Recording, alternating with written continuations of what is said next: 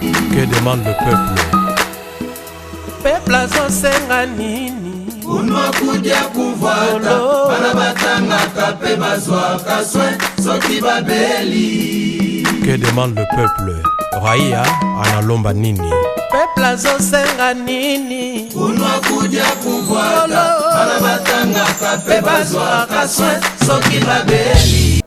Kasi deuxième élément tokochele bino deuxième élément o etali Pont Kwale ezali na kati ya groupement mvidi vers cité Kirungu oyo mwana mboka mama na biso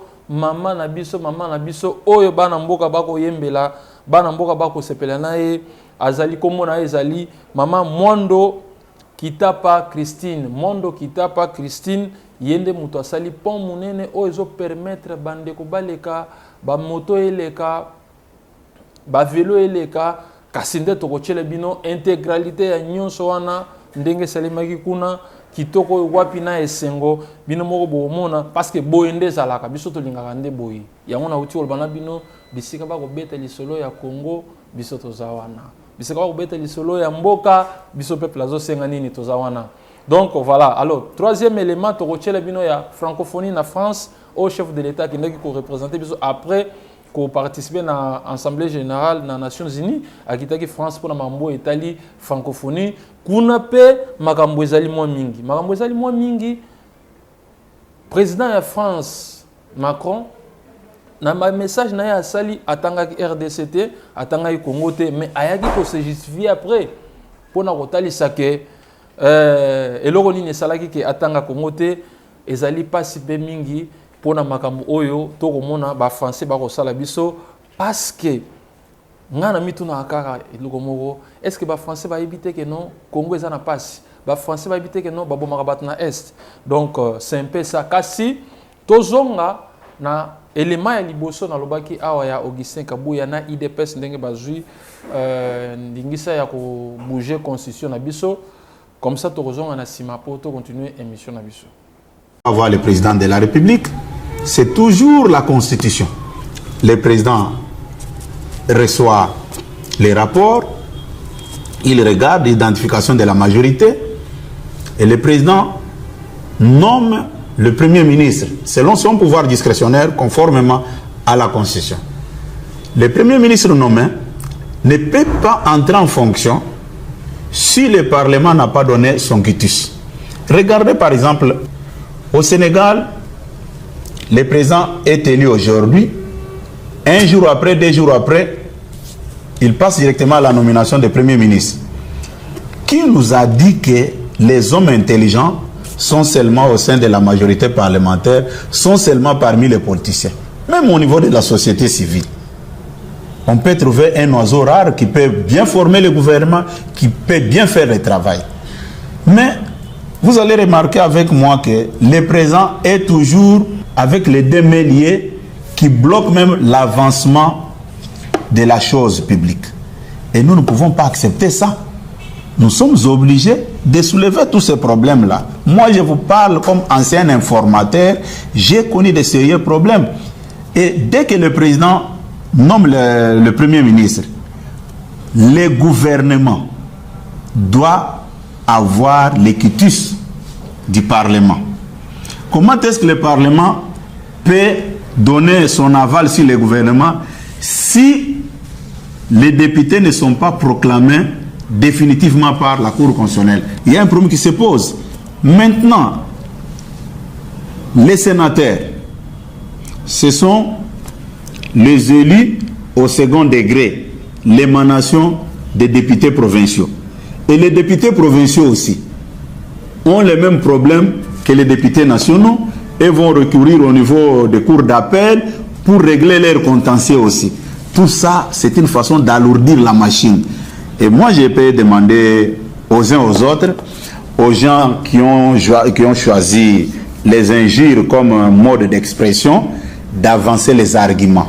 Ça ne sert à rien d'embrouiller notre population avec les mensonges. Puis ce que nous disons là, c'est pour sauver notre population. Et n'oubliez pas, en 2006, nous, l'IDPS, nous n'étions pas d'accord avec cette constitution. On avait même fait une promesse à notre peuple qu'une fois arrivé au pouvoir, si vous nous faites confiance, nous arrivons au pouvoir, nous allons revenir sur la Constitution. La population nous a fait confiance, la population nous a amenés au pouvoir. Qu'est-ce que nous allons faire? Nous allons aussi respecter notre parole. J'ai vu certaines personnes revenir sur mes tweets. Oui. Quelle a été ma position en 2006 par rapport à la Constitution?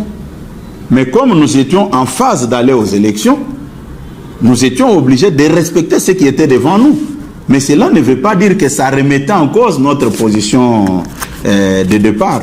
Même mes frères qui sont de l'autre côté, ce que j'ai dit là est connu par les anciens de l'IDPS comme moi. Je ne parle pas des gens qui nous ont rejoints dans les combats en 2017, en 2016, en 2018. Non, je m'adresse aux anciens de l'IDPS. La population a fait sa part des choses. Nous, en tant que force politique qui avait pris l'engagement avec la population, nous sommes dans l'obligation de respecter nos engagements. Regardez même l'affaire de la loi Bakajika de 1973, où les sols et les sous-sols revenaient d'office à l'État. Aujourd'hui, ils ont voulu brouiller avec d'autres vocabulaires, que non, l'État exerce sa souveraineté sur les eaux, forêts, ainsi de suite. Non. Il y a beaucoup de choses qu'on doit revoir dans notre Constitution. Quand vous regardez les États-Unis, la France, quand ils revisitent leur constitution, ça ne pose pas de problème. Pourquoi ici les gens sont très agités? Je pense que tout responsable politique sérieux ne peut pas aller à l'encontre de la révision constitutionnelle. J'avais dit ça le dimanche, même la loi électorale aussi pose problème. Il y aura des réformes dans beaucoup de lois. Je prends à titre d'exemple la loi électorale, avec le problème d'essai. Quelqu'un élu massivement, mais on peut l'empêcher sous prétexte que son parti n'a pas atteint les seuils. Tout ça sont des problèmes. Et il faut se regarder en face, aborder les problèmes avec tous les sérieux possibles, au lieu de chercher de midi à 14h, manipuler la population. Non. Nous sommes des légalistes, nous sommes des respectueux de nos paroles. En 2006, on avait fait une promesse à la population. Une fois arrivé au pouvoir, nous allons revoir la constitution. Puis c'était une constitution rédigé là où tout le monde connaît, mais en tant qu'élu, en tant que responsable de la première force politique de notre pays, je me vois dans l'obligation de donner des orientations à notre base et à notre population. À cet effet, l'élu de Moamba a même annoncé qu'il entamera dans les jours à venir une campagne de sensibilisation sur les biens fondés de la mise à jour de cette loi fondamentale. Voilà, wana bouti kolanda intégralité, il y a un message à Augustin Kabouya a pesi ba raison et belé oyo sali qu'il faut modifier la constitution. Mais kasi tozomi tunande opposition peut ba ko boya makambo ya ko sala révision à constitution wana. Société civile peut ba ko sala ba ko boya yango. Mais majorité déjà bango ba lever option à modifier la constitution. Pas si quoi ezalaka wapi. Ozomona par exemple na banane côté la société civile déjà baza ko kabona. Ba oyo bazoloba ba réviser ba oyo bazoboya. Ce que toyo que la nani or que bangonde bazalaka proche ya population. Alors côté ya opposition peut ba mususu pe bazondima na cesse ba mususu pe bazoboya. Alors question ezozonga na bino population. Est-ce qu'il faut tout modifier la constitution lelo na profit ya nani na intérêt ya nani? Alors bino population faut beau réagir. Ya on a outi koloba tout à l'heure to kita na terrain pour tout na bino mutuna bo yibi ça peut ba konzi. Ceux qui boza d'accord na qu'on modifier la constitution toté. Donc c'est un peu ça. Alors biso musala na biso ezalinde ya koloba ndenge to koloba boyi. Kasi toro chela bino élément moko élément oyo euti na Kalemi kuna na Moba.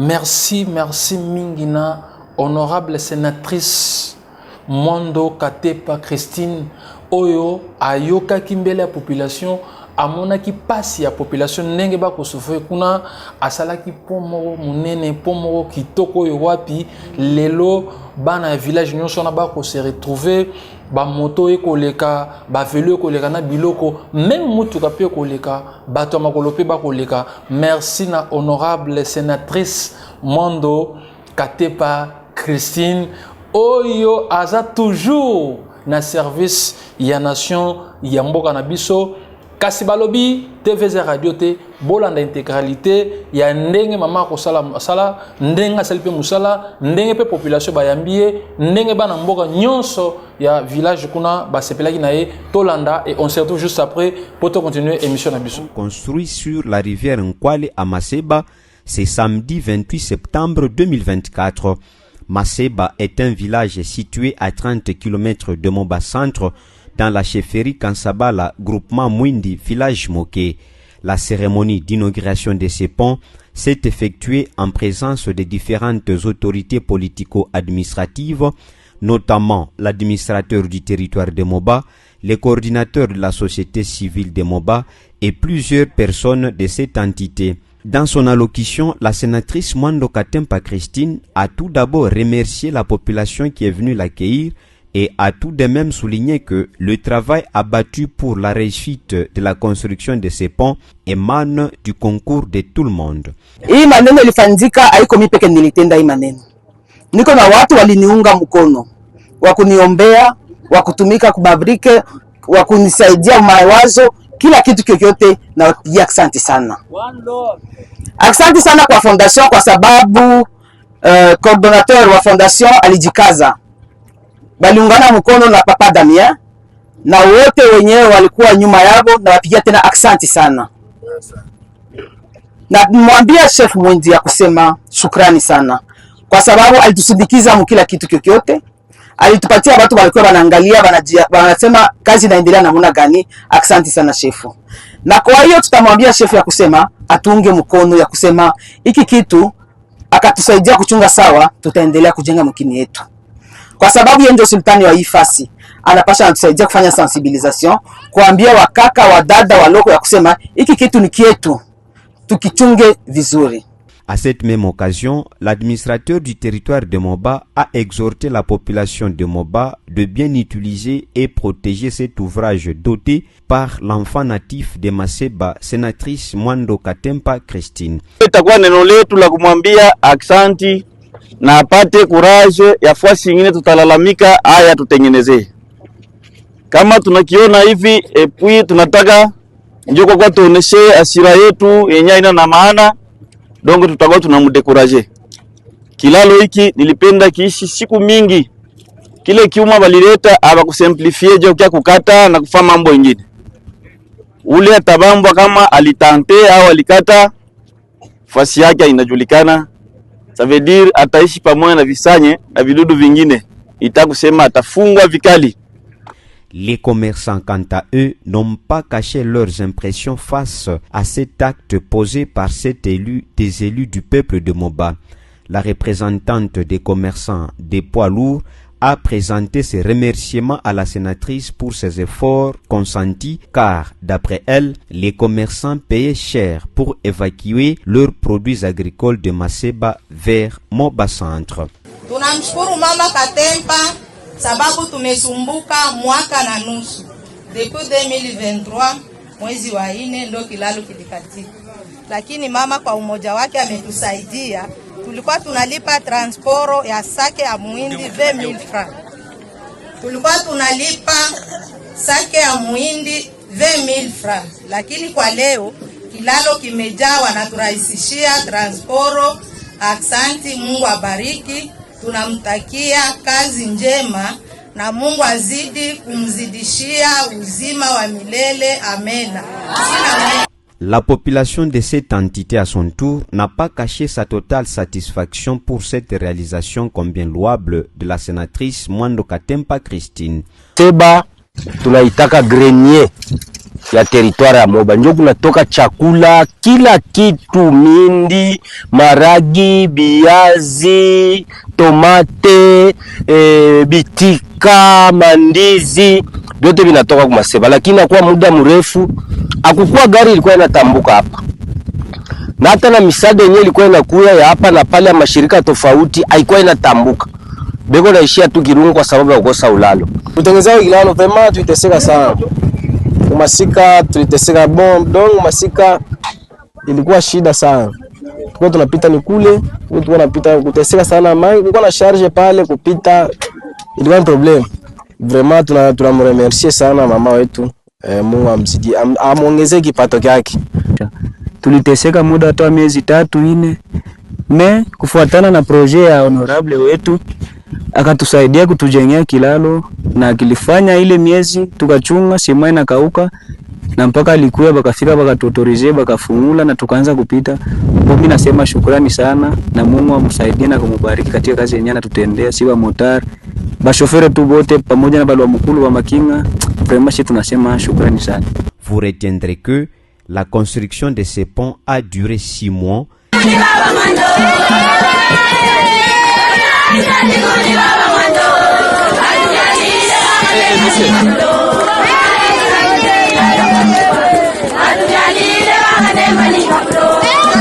Il mesure 6 mètres. Kaka ndenge na utiko bisibino ke TVZ radio te bomoni bino moko ndenge population akosepela mingi e biso nde tolingaka boye. Tant mama rozonga na Kinshasa awa aoya kosala rapport ya vacances parlementaires na ye e koleka kitoko yo wapi e bino population ya Congo parce que maman za sénatrice te ka pona Kalemi to pona village natal na ye to pona Libota na ye azali sénatrice pona Congo République démocratique du Congo. Merci na yo mama to tombeli yo botondi ndenge to baka ipa na biso kuna na baswahili mina kufuri sana kabisa. Donc merci beaucoup et belé na musala kitoko yo okosala maman sénatrice Mondo Katepa Christine na pesio mbote na bosanité cabinet na ye mobimba oyo toza na kati ya kosolola toza na kati ya collaborer toza na kati ya coopérer de sorte que masolo ezala kitoko oyo wapi na pesi mbote mingi na madame Atali Makindu mbote na bisika ozali toujours sima ya mama. Donc tozali kitoko oyo wapi TVZ radio te bouti kotala bino moko ndenge masolo eleka kuna kitoko oyo wapi na ndenge bandeko basepeli population basepeli kasi awa siko tochela bino. Troisième élément ezali ya Macron abosanaki kotanga RDC na discours na ye elakisi déjà que France apuyaka Rwanda na makambo ya kosala parce que ezali normalité aussi longtemps que chef de l'état na biso azawana. Alors peut-être la ligne zone se retour na ndenge chef de l'état papola ka bambata tango yaka awa. Alors il faut que ça la quelque chose peut-être pour na ko humilier RDC malgré ayaki ko se rebife ezali ki to côté biso moko aussi longtemps que soki tozui conscience tête soki to télémité pour na kotelemela mboka na biso batu nyonso na bakoya kotelemela mboka na biso bakoya ko lobela biso te bango baza na posa biso nde to kweya po bango ba profiter bandeko na biso ba kufaka na est bongo po bango ba zoka ba minere na est wana ba pays voisins nyonso na balinga biso te zaka po na minere o biso to za nango awa yango ndo mona ba ko manigansin de gauche à droite. Président de la République oui azo bunda azo sala ba effort ya kotambola kokota amonaka bango nyonso mais hypocrisie za makasi hypocrisie za nakati ya ko continuer yango emonanaki lisusu na kati ya France azangi moya kotanga RDC na discours na ye à travers président Macron ezali soni biso moko totelema pona makambo etali mboka na biso Congo RDC. Oui, nazana information ya kopesa ya artiste musicienne chrétienne azali Rosine Minga na pesio mbote ma sœur bisiko zolanda biso asali biso lo yembo kitoko yo wapi kombo nango baba ezali titre moko oyo akobimisela biso kalate les 12 oyo prenez rendez-vous bino nyonso bozala brancher na ba page nyonso na ye ba page Facebook, Instagram, TikTok, YouTube na ye na ba plateforme nyonso ya téléchargement bo s'abonner massivement pour na soutenir sœur na biso Rosine Minga oyo ako sala sortie officielle ya Nzembo Baba. En tout cas ekozala kitoko mingi na bosani pété sœur na biso moko yepe aza moyembi yankolo Sarah Mukole yepe aza na studio aza na kati ya ko préparer album na e Kalate déjà a lancé déjà extrait eza na kati ya kotambola bo awa na émission peuple osengani tolobelaka nyonso joueur akoleka na ye musicien akoleka na ye bato pe a rédaction pe bakoleka na bango baya kopesela oyo ya bango e osala kitoko profiter na pesa mbote na confrère na mingi oyo na lela trop bango nde basimbi masolo kuna Bobobolio Trésor mbote ya yo yangwana atelemi kuna azotala biso sans oublier bandeko nyonso oyo balandi biso mokolo lelo totondo bino botondi tokuta na semaine prochaine. Merci.